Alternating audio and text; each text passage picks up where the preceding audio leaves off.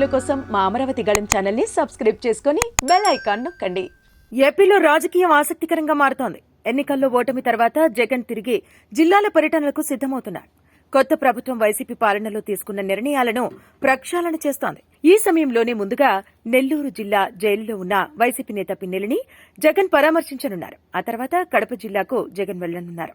ఒకే రోజు ఒకే వేదిక మీదకు జగన్ షర్మిల రానుండటం రాజకీయంగా ఆసక్తిని పెంచుతోంది. ఈ నెల 8వ తేదీన వైఎస్సార్ 75వ జయంతి.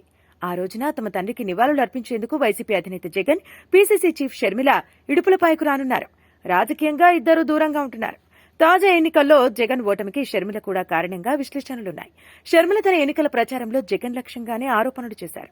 జగన్ సైతం షర్మిల పేరు ప్రస్తావన చేయకుండానే కీలక వ్యాఖ్యలు చేశారు. జగన్ ఓటమి తర్వాత ఇప్పటి వరకు షర్మిల తన అన్నపైన రాజకీయంగా ఎలాంటి విమర్శలు చేయలేదు. ఇదిలా ఉండగా ఇక ఎన్నికల ఫలితాల తర్వాత ఇప్పుడు జగన్ ముందుగా పార్టీ ప్రక్షాళనపైన కసరత్తు చేస్తున్నారు. జిల్లాల పర్యటనలకు నిర్ణయించారు. పార్టీ కేడర్తో మమేకమవుతారని పార్టీ నేతలు చెబుతున్నారు. ఈ నెల 8న వైఎస్సార్ కు నివాళి అర్పించేందుకు జగన్ ఇడుపులపాయకు వెళ్తున్నారు. ఈ నెల 7వ తేదీన సాయంత్రం షర్మిల ఇడుపులపాయకు చేరుకుంటారని సమాచారం. ఇద్దరు కలిసి నివాళులు అర్పిస్తారా, వేరువేరుగా కార్యక్రమంలో పాల్గొంటారా అనేది స్పష్టత రావాల్సి ఉంది. మరోవైపు అదే రోజున షర్మిల విజయవాడ కేంద్రంగా ప్రత్యేకంగా వైఎస్సార్ జయంతి ఉత్సవాలను నిర్వహిస్తున్నారు. ఈ కార్యక్రమంలో తల్లి విజయమ్మ పాల్గొంటున్నారు.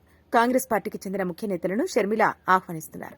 ఇప్పటికే Telangana CM Revanth, deputy CM భట్టితో పాటుగా కర్ణాటక ఉప ముఖ్యమంత్రి డీకే శివకుమార్ ను ఆహ్వానించారు. ఇటు జగన్ ఆ రోజున సాయంత్రం వరకు ఇడుపులపాయలోనే ఉండనున్నట్టు తెలుస్తోంది.